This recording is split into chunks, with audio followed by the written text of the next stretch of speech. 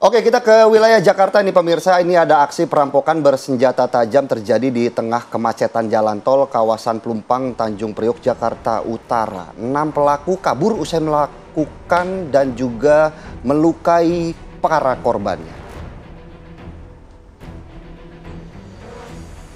Ya, inilah video amatir pemirsa. Kekerasan yang dilakukan oleh pelaku. Ini memperlihatkan aksi komplotan perampok bersenjata tajam yang melakukan aksinya di tengah kemacetan di jalan tol di kawasan Pelumpang, Tanjung Priok, Jakarta Utara. Para pelaku ini menggunakan senjata tajam jenis celurit untuk mengancam serta melukai korbannya. Pelaku yang berjumlah 6 orang ini sudah merencanakan aksinya dan mengincar mobil yang terjebak macet yang membuka kaca kendaraannya.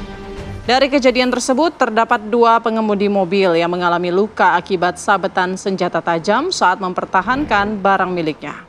1 dari 6 orang pelaku perampokan berhasil ditangkap petugas kepolisian dari Polres Metro Jakarta Utara. Pelaku yang ditangkap ini merupakan residivis kasus yang sama. Hingga kini, pemirsa, polisi terus mengejar 5 pelaku lainnya yang belum tertangkap.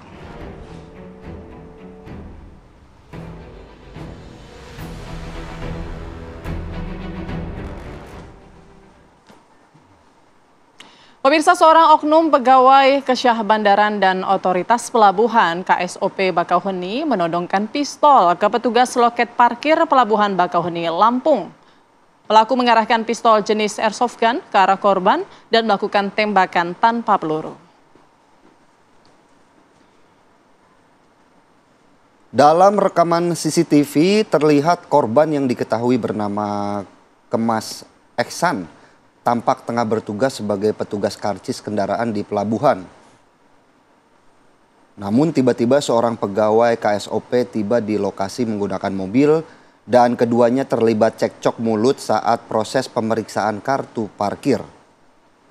Tak lama pelaku mengarahkan pistol jenis airsoft gun ke arah korban dan melakukan tembakan tanpa peluru.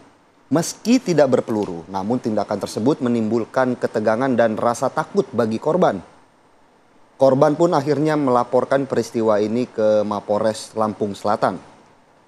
Polisi yang melakukan penyelidikan tersebut, aksi arogansi yang dilakukan oknum PNS KSOP Bakauheni tersebut dilakukan secara spontan. Pelaku sempat meminta portal parkir dapat dibuka karena dirinya merupakan petugas. Bahkan pelaku juga diketahui tidak memiliki izin penggunaan senjata genggam. Saat ini pelaku masih diperiksa sebagai terlapor atas dugaan kasus pengancaman dan penggunaan pistol ilegal di Mapores Lampung Selatan.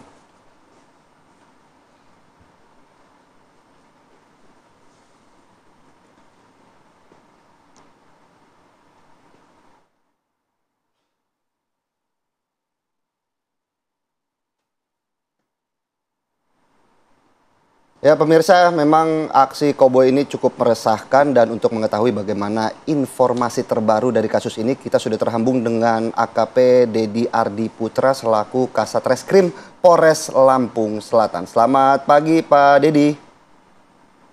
Selamat pagi, Philip dan Mbak Putri. Baik Pak, bagaimana Pak update terkini informasi terakhir dari kasus penembakan meski tidak berpeluru namun tetap juga memberikan ancaman bagi korban. Seperti apa kasusnya sekarang Pak? Terkait dengan peristiwa viralnya koboi di Pelabuhan Bakauheni tersebut yang terjadi di hari Jumat kemarin, dari laporan yang telah dilaporkan oleh korban selaku petugas loket saat itu, perkara ini sudah kami tangani setelah melakukan langkah penyelidikan dan penyidikan per hari kemarin Sabtu terhadap terduga pelaku ini yang notabene sebagai pegawai negeri sipil di Kesyah Bandaran di Lampung di Pelabuhan Bakauheni. Berdasarkan alat bukti yang sudah cukup, sudah kami tetapkan statusnya sebagai tersangka. Baik, Pak, dari hasil pemeriksaan saat kejadian ini pelaku apakah dalam pengaruh narkoba mungkin atau minuman keras gitu ya, sampai akhirnya emosional begitu menembakkan atau menodongkan pistolnya?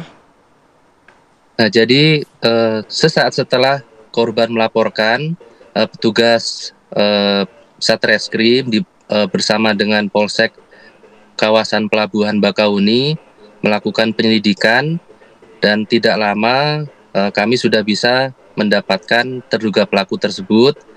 Dan ketika kami lakukan interogasi dan pemeriksaan, langsung dilakukan pemeriksaan kesehatan termasuk cek urin. Yang bersangkutan tidak dalam pengaruh alkohol saat itu, karena perbuatannya waktu itu akibat emosi karena tetap ditarik untuk tiket karcis senilai 41.000. Jadinya yang bersangkutan emosi sehingga melakukan penodongan terhadap petugas loket. Sementara itu Pak, informasinya pelaku ini tidak memiliki izin untuk penggunaan senjata airsoft gun. Seperti apa kemudian polisi akan melakukan penyelidikannya Pak? Nah, terkait dengan kepemilikan ini senjata jenis airgun ya. Airgun ini diperoleh atau dimiliki oleh yang bersangkutan.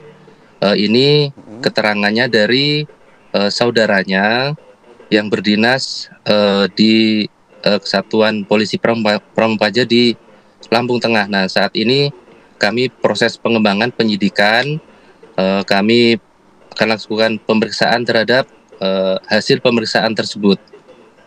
Memang ini diperoleh, airgun ini diperoleh oleh yang bersangkutan tanpa dilengkapi oleh surat-surat izin.